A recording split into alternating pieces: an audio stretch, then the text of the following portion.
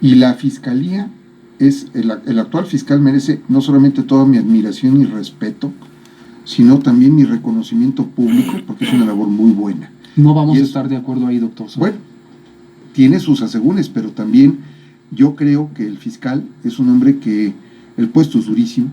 Me queda claro. Durísimo. Pero también el que se mete a la feria se sube a los caballitos. Ah, no. Ese es su problema de él. Él quiso ser ese tipo de servidor público. Y él está trabajando con lo que tiene y con los recursos a su alcance. ¿Y quién le enmienda la plana a la Fiscalía? El Poder Judicial. ¿Cómo? A través de sus resoluciones. Si un ministerio público comete una arbitrariedad, ¿quién la corrige? Los jueces. Sí, claro. Bueno, ahí está el control. Si el fiscal tiene que comparecer y puede ser inclusive destituido por decisión del Congreso, si es que no cumple con su deber. Lo sé. Entonces ahí están los mecanismos de peso y contrapeso. Pero me parece que hasta en el Poder Legislativo le tienen miedo.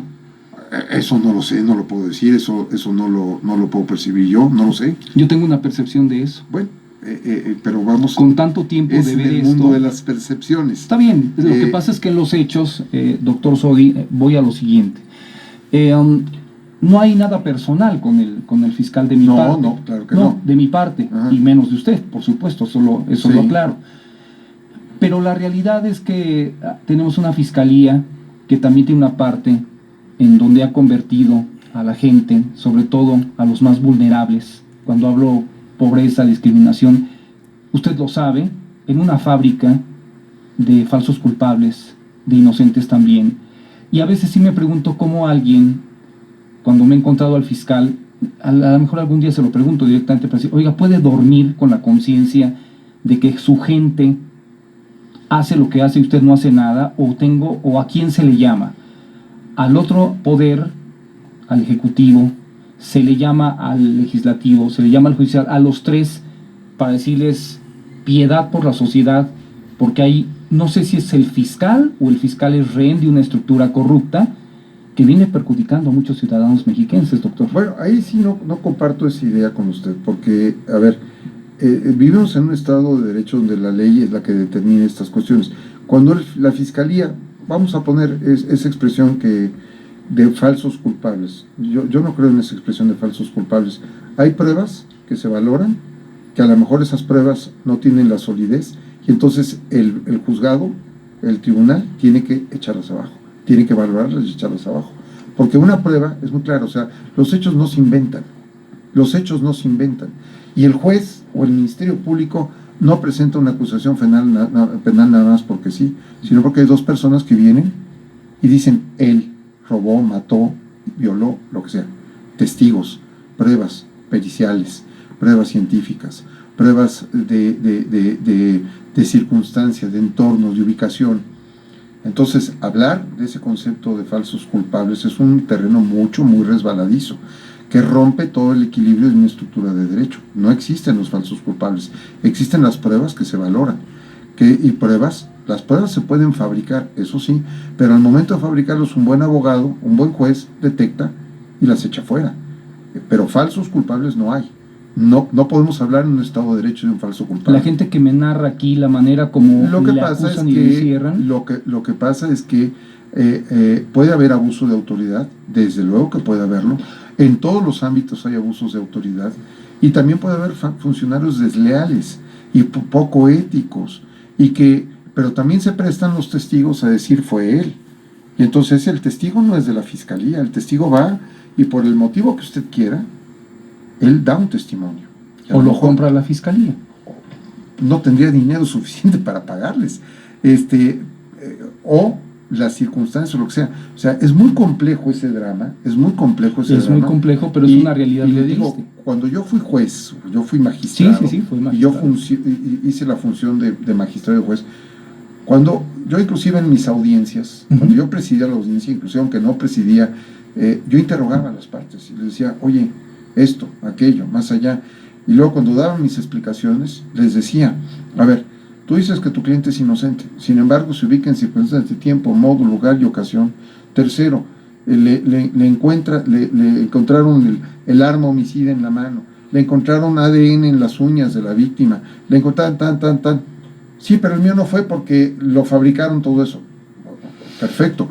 ¿Cómo lo acreditas? O sea, está bien que la fiscalía es la que tiene la carga de la prueba, pero cuando la persona que se defiende tiene una versión propia, esa versión propia la tiene que sustentar con pruebas. A ver, entonces, sé que nos quedan ya pocos minutos para la plática porque también tiene una cita. Me da pauta esto, doctor, que es una plática que quería precisamente tener con usted. Entonces, ¿qué tan anquilosado está el derecho ante la tecnología? ¿Por qué no optimar el derecho con el polígrafo, con el like de TED? ¿Por qué no entrar ya a esa parte, doctor? Se usa. En donde se usan. La tecnología se usa. Ahora, el derecho y la tecnología, siempre la tecnología va mucho más adelante que el derecho. Eso sin duda. Eso se lo sostengo aquí. La sociedad está... La tecnología va mucho más allá del derecho. Pero hoy por hoy, por ejemplo, se valoran mensajes de WhatsApp, se valoran correos electrónicos, se valoran mensajes de voz, se valoran redes de llamadas. Por ejemplo, una persona dice, es que yo no estaba ahí. Yo no estaba ahí. Me están fabricando el delito y yo no estaba ahí. Y la fiscalía, digo, casos que me han tocado resolver, exhibe su teléfono celular, lo reconoce, sí, este es su celular, sí, pues que referencialmente estaba en el lugar de los hechos. Sí. Las llamadas que salieron son a la víctima. Sí, pero déjeme ir a este escenario. Hay que verlo el caso por caso, no podemos hacer generalidades, sí, no. Porque generalidades no podemos llegar, pero caso por caso. Sí puede haber actuaciones incorrectas del Ministerio Público, las corrige el juez. Puede haber acciones incorrectas del juez, sí, la corrige el Poder Judicial de la Federación a través del juicio de amparo. Puede haber actuaciones incorrectas del juez de amparo de los tribunales federales, sí, las corrige la Corte Interamericana y el Tribunal Interamericano, la Comisión Interamericana y el Tribunal Interamericano de Derechos Humanos. O sea, sí existen una serie de mecanismos. Cuando una violación a los derechos humanos es grave, cuando no existe ningún remedio y entonces se conoce a través del tiempo que hubo un error judicial, porque el error judicial existe. No existen los falsos culpables. Ese es un concepto que yo no acepto. Bien. Pero sí existe el error judicial.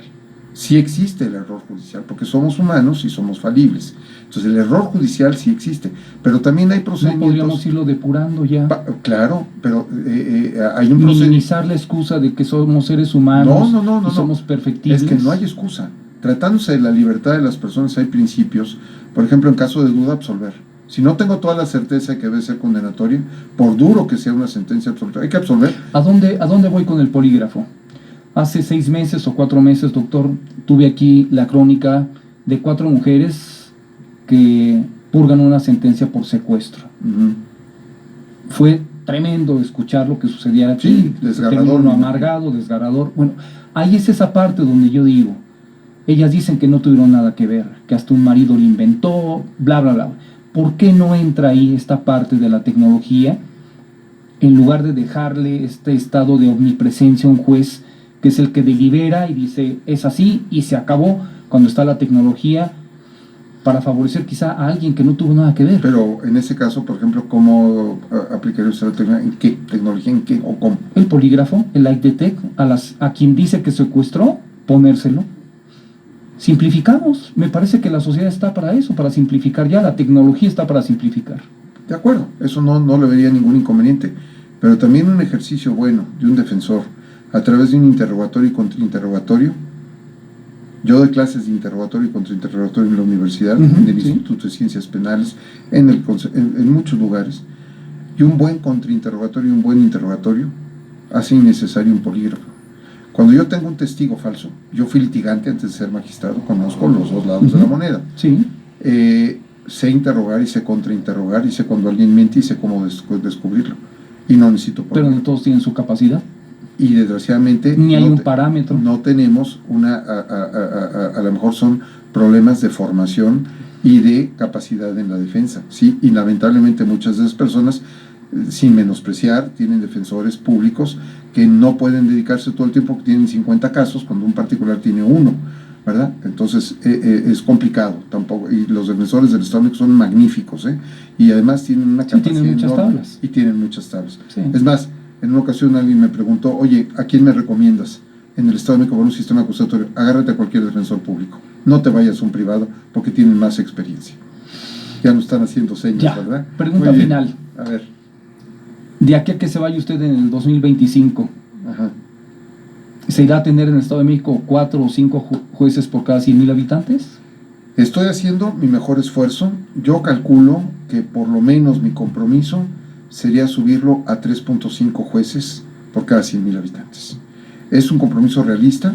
No creo que pudiera llegar a cumplir el estándar de la República, no creo, pero sí voy a hacer lo posible por aumentar el número de jueces, pero sobre todo lo que sí puedo es eficientar la estructura de los juzgados para que a través del modelo Colmena tengamos esquemas de producción de apoyo masivo a los jueces y los jueces no pierdan el tiempo en temas de administración de juzgado, administración de personal o despacho de los asuntos de trámite, sino que para eso hay un secretario de despacho y los jueces se dediquen a tener audiencias, a resolver y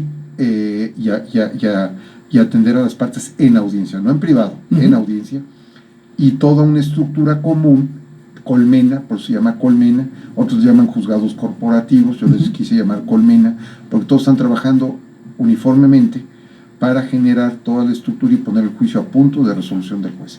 Y eso, junto con el aumento del número de jueces, ahorita por ejemplo estoy aumentando el número de jueces, acaba de salir una convocatoria para contratar más jueces en el Estado de México, sobre todo en materia familiar, es donde tengo un déficit importante, muy importante. En el familiar. En el familiar, más que en el penal, ¿Sí? Y en el civil, en el familiar, en el mercantil no hay problema, y en el laboral creo que tenemos ahorita una estructura suficiente, pero que tendrá que ir creciendo también. Ya. Entonces, evidentemente vamos a subir en el número, y yo calculo, mi pronóstico, mi meta personal como administración es 3.5 jueces por cada 100,000. ¿Le va a tocar cambio de gobernador? Me va a tocar un cambio de En gobernador. una de esas, cuando salga, ¿qué tal que llega a 4? Bueno, vamos a ver. O hasta 5. Vamos a ver. En una de esas. Ojalá, por el bien de la justicia mexiquense, Lo pienso así.